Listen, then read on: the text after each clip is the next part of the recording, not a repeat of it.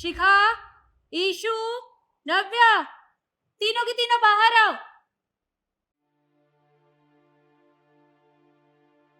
Mummy जी क्या हो गया? सुबह सुबह क्यों चिल्ला रहे हो आप?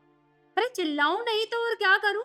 किचन में कप टूटा हुआ पड़ा है, क्या तुमसे टूटा है? अरे मुझसे क्यों टूटेगा? मैं तो गई ही नहीं हूँ किचन में। आप शिखा और ईशु से पूछो, उन्होंने तोड़ा होगा। पर वो दोनों है कहाँ? मुझे क्या पता वो कहाँ पे है। मम्मी जी अपने रूम में होंगी या कहीं और होंगी।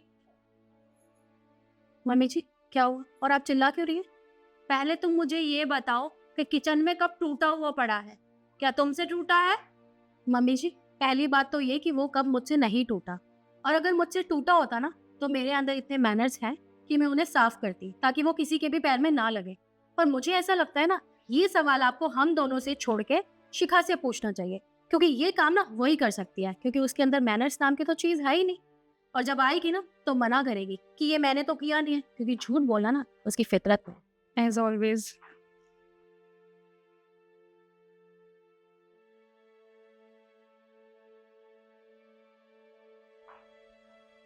मम्मी जी आपने मुझे बुलाया, कुछ हुआ है क्या? अरे बहुत कुछ हुआ है। पहले ये बताओ, किचन में कब टूटा हुआ पड़ा है? अगर टूट गया था तो उठा देना चाहिए था ना, मेरे पैरों में लग जाता तो। कब टूट गया तो मैंने मैंने नहीं तोड़ा मम्मी जी। हाँ वो मैं जब किचन में गई थी ना। अरे शिखा तुम बस करो, वो कप ना तुमसे ही टूटा है। और मैंने मम्मी जी आपको क्या कहा था कि वो आएगी तो आके वो झूठ ही बोलेगी, क्योंकि झूठ बोलना ना इसकी फितरत है। हाँ मैंने बिल्कुल ठीक कहा था। एक बात बताओ, थोड़े से भी संस्कार नहीं सिखाए तुम्हारे माँ बाप ने तुम्हें? तुमसे कोई नुकसान हुआ था, कब टूटा था तो उसे उठा देती। मम्मी जी गई थी नंगे पैर किचन में, उनके पैर में लग जाती, फिर तुम्हें ना सिर्फ अपनी परवाह होती है।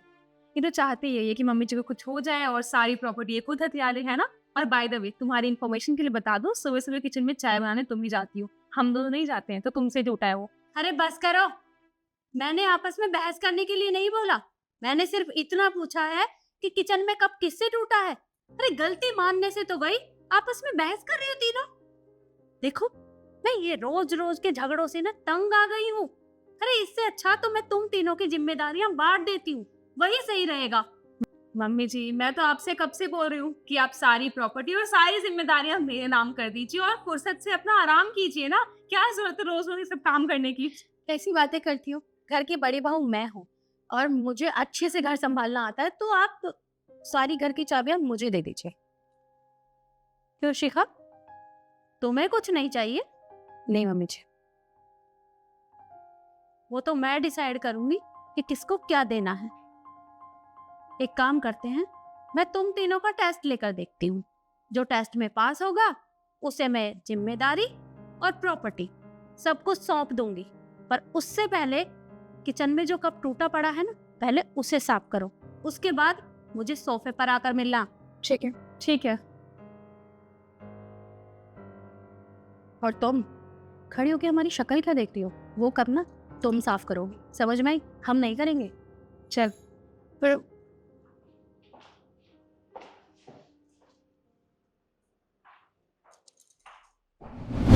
तुम तीनों सोच रहे होगे कि मैंने तुम्हारे सामने ये दाल की प्लेट क्यों रखी है। तो ये है तुम्हारा पहला टेस्ट, और तुम्हें इसमें क्या करना है, काली वाली दाल अलग करनी है। जो जितना जल्दी कर देगा वो जीत जाएगा, ठीक है? जी मम्मी जी। जी। तो योर टाइम स्टार्ट नाउ।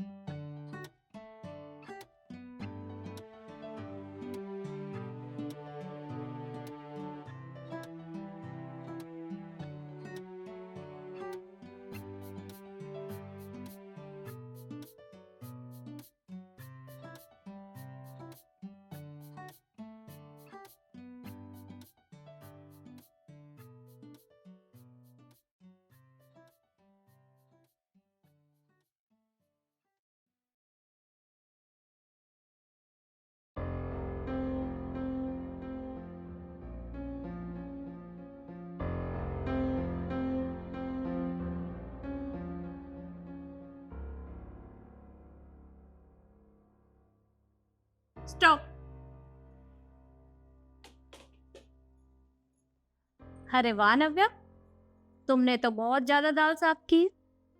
वो क्या है ना मम्मी जी, मैं घर के काम करने में हमेशा से एक्सपर्ट रही हूँ, तो मुझे ये सब चीज़ें आती हैं। Very good. ईशु, तुमने भले ही कम निकाली है पर ठीक ठाक है। वो क्या है ना मम्मी जी, मैं शुरू से ही मम्मी के साथ घर में भी हेल्प करवाती थी, तो मुझे आता है। अच्छी बात है, बड़ों की हेल्प करनी चाहिए। शिखा, ये क्या, तुमने दाल का सिर्फ एक दाना निकाला है? इतनी देर में तुम इतना ही कर पाई? अरे मम्मी जी, वो क्या ही बोलेगी, उसने बोलने लायक कुछ छोड़ा भी है अपने लिए। बाय द वे मम्मी जी, मैंने आपको स्टार्टिंग से कहा था कि ये तो कम से कम हमारे घर के लायक नहीं है। इसका स्टैंडर्ड देखिए, कुछ भी नहीं आता इसे। आप पता नहीं कहाँ से लेके आई इस गवार को। कोई बात नहीं, अब जो किया है ठीक है। इस टेस्ट में नव्या पास होती है और दूसरे टेस्ट के लिए मैं थोड़ी देर बाद तुमसे मिलूंगी। जी मम्मी जी। देखो बच्चों, दूसरे टेस्ट से पहले मैं तुम लोगों को कुछ बताना चाहती हूँ। अभी अभी गांव से तुम्हारी बुआ जी का फोन आया है। वो कह रही थी कि उनके वहाँ शादी है, तो हम लोगों को जाना पड़ेगा। लेकिन फिलहाल मेरे पास ये 20,000 रुपये हैं, क्योंकि तीनों बच्चे तो हैं नहीं, वो तो फॉरेन कंट्री गए हैं, उन्हें आने में अभी टाइम लगेगा। तो मैं सोच रही थी कि तुम तीनों में से एक जनी मेरी शादी का लहंगा पहन लेना और बाकी दोनों को मैं ये 10-10 हज़ार रुपये दे देती हूँ। तो ईशु, तुम घर की बड़ी बहू हो, तुम मेरा ये लहंगा पहन लो, इन दोनों को मैं पैसे दे दूंगी। मम्मी जी, आप कैसी बातें कर रही है? एक तो बोल भी रही है कि मैं बड़ी बहू, आप खुद बताइए, घर की शादी है, अच्छा लगेगा वहाँ पे मैं ये इतना आउटडेटेड लहंगा पहन के जाऊंगी? अरे मैं मानती हूँ आपके टाइम पे ये लहंगा बहुत अच्छा होगा, लेकिन आज का टाइम ना मम्मी जी बहुत बदल चुका है, अच्छा नहीं लगेगा, आपकी बहू की बेइज्जती होगी, और घर की बड़ी बहू हूँ मैं, ऐसे नहीं पहनूंगी ये। और देखिए ना, घर की ये नव्या को पहना दीजिए, इस पर बहुत अच्छा लगेगा। नहीं तो सबसे बेस्ट इसको पहना दो, इस पे तो ठीक ही लगेगा। कोई बात नहीं। नव्या, एक काम करो, तुम ये लहंगा पहन लो, इन दोनों को मैं पैसे दे दूंगी, ये मार्केट से कुछ ले आएंगी। No mummy ji, I can't. मैं तो इतना पुराना लहंगा तो सपने में भी नहीं सोच सकती पहनने का। आप खुद सोचिए ना कि ये किस जनरेशन का लहंगा है, ये सितारे मोती एंड ऑल, ये बहुत ही आउटडेटेड है। और ऊपर से आप ये सोचिए ना कि मुझे कितने रैशेज हो जाएंगे इसे पहनने के बाद। और तो और जो मुझे देखेगा वो मेरा मजाक बनाएगा। मैं जोकर लगूंगी ये पहन के, तो मैं तो इसे नहीं पहन सकती। आई एम सो सॉरी, मुझसे ये टॉलरेट नहीं होगा। बाय द वे, आप एक काम क्यों नहीं करते हैं, अपनी प्यारी और लाडली बहू शिखा को पहनाइए ना ये। वैसे भी वो तो गांव से आई है, गंवार है बेचारे, उसे क्या पता ड्रेसिंग सेंस क्या होती है, वो तो पहन लेगी ये। कोई दिक्कत नहीं है। शिखा, तुम्हें भी इस लहंगे के अंदर बहुत सी कमियां नजर आ रही होंगी, क्योंकि बहुत पुराना है, गंदा है, और ये मोती सितारे का वर्क तुम्हें भी नहीं पहनना होगा, तुम्हें भी पैसे चाहिए होंगे। नहीं मम्मी जी, ऐसी बात नहीं है। देखिए, मैं जानती हूँ ये आपकी शादी का लहंगा है और आपकी बहुत भावनाएं जुड़ी होंगी इसके साथ। आप भी चाहती हैं कि आपकी कोई बहू इस लहंगे को पहने, तो आप भी तो देखना चाहेंगी ना, और आपको अच्छा लगेगा अगर हम तीनों में से कोई ये लहंगा पहनता है। देखिए, कोई पहने या ना पहने, लेकिन मैं इस लहंगे को पहनूंगी, क्योंकि सच में ये मुझे बहुत अच्छा लगा। तो लो मम्मी जी, अब तो सॉर्ट आउट हो गया, तो आप ये पैसे हमें दे दो। हाँ मम्मी जी, वैसे भी ऐसे थर्ड क्लास लहंगे थर्ड क्लास लोगों पे सूट करते हैं। वो ठीक है मम्मी जी, मैं ये लहंगा पहन लेती हूँ, आप पैसे इनको दे दीजिए। रुको, वापस बैठ जाओ। तुम्हें ये लहंगा पहनने की जरूरत नहीं है, क्योंकि मैं तुम तीनों का टेस्ट ले रही थी। क्या मतलब ये सब टेस्ट था हमारा? हाँ, पर मम्मी जी, ये कैसा टेस्ट है, आपने हमें बताया नहीं कुछ भी।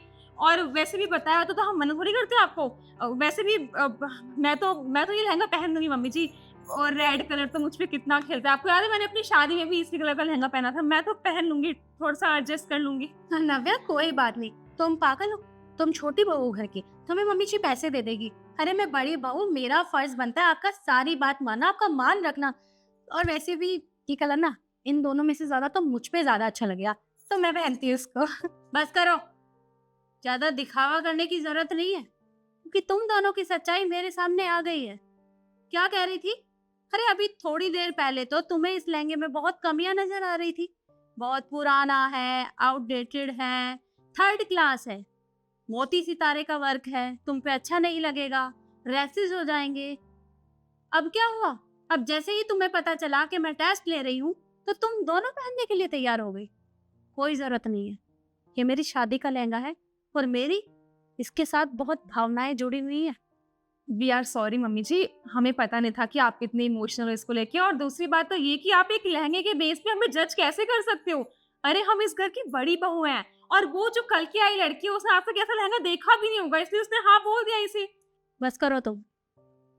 तुम्हें क्या लगता है मैंने उसकी शादी में उसके ऊपर लहंगा नहीं चढ़ाया होगा? लहंगा तो मैंने उसे भी दिया था, पर अब मैंने डिसाइड कर लिया है कि मैं ये जिम्मेदारी किसे देने वाली हूँ। और जैसा कि तुम लोगों को लगता है कि शिखा मेरी लाडली और प्यारी बहू है, तो मैं ये जिम्मेदारी शिखा को दूंगी। मम्मी जी, ये क्या कर रही हैं आप? आपका दिमाग खराब हो गया है? जिस लड़की को सही से दाल तक साफ करने नहीं आती, वो एक तिनका निकाला था, वो इस पूरे घर को संभालेगी? ये गांव की गवार है, पूरे घर को ना बर्बाद करके छोड़ देगी। मैं अभी भी आपको समझा रही हूँ, आपको आईना दिखा रही हूँ। और मम्मी जी सबसे बड़ी बात, जो भी आपने ये टास्क कराया है ना, पहले टास्क में मैं ही फर्स्ट आई थी, मैंने सबसे ज्यादा दाल अलग की थी। और वैसे भी ये तो गवार है, ये क्या संभालेगी आपका बिजनेस और आपका इतना बड़ा घर, सब कुछ डुबा देगी ये। इस पे ट्रस्ट मत करो आप। वो कैसे संभालेगी कैसे नहीं, ये मुझे बहुत अच्छे से पता है। और रही वो दाल साफ करने वाली बात, तुमने दाल किस तरीके से साफ की थी वो मैं बहुत अच्छे से जानती हूँ। पीछे से दाल चुरा के अपनी प्लेट में डाल लेना, ये कहाँ का अच्छा तरीका है? और ईशु, तुमने तो शिखा की प्लेट में से दाल निकाल ली थी। तुम्हें क्या लगा मैं फोन में बिजी हूँ? अरे ध्यान तो मेरा तुम दोनों पर ही था। लेकिन इस तरह से चीटिंग करके जीतना कोई जीतना नहीं होता। अरे घर में जितने भी नुकसान होते हैं ना, तुम सारा इल्जाम इसके ऊपर लगा देती हो। ये तुमसे छोटी है, इसका मतलब ये नहीं है कि तुम सब कुछ इसी के ऊपर थोप दो। अरे ये तुम्हें पलटकर जवाब नहीं देती और तुम दोनों इसका फायदा उठाती हो। अब से मेरी पूरी प्रॉपर्टी और सारी जिम्मेदारी मैं शिखा को सौंपने वाली हूँ, और वही डिसाइड करेगी कि तुम दोनों से क्या काम करवाना है उसे। और हाँ, अगर तुम दोनों ने काम नहीं किया तो मैं तुम दोनों को पुराने घर में शिफ्ट कर दूंगी। फिर तुम उस पुराने घर में उस कच्ची मिट्टी पे चौका लगाती रहना, वही सही रहेगा तुम्हारे लिए। मम्मी जी कैसी बातें कर रही हैं? ये बहुत अच्छी है, और जो ये कहेगी वो हम दोनों करेंगे, है ना? वैसे भी हम सारा काम करते ही हैं, हम कर लेंगे। यही सही रहेगा तुम्हारे लिए। शिखा, इधर आओ बेटा।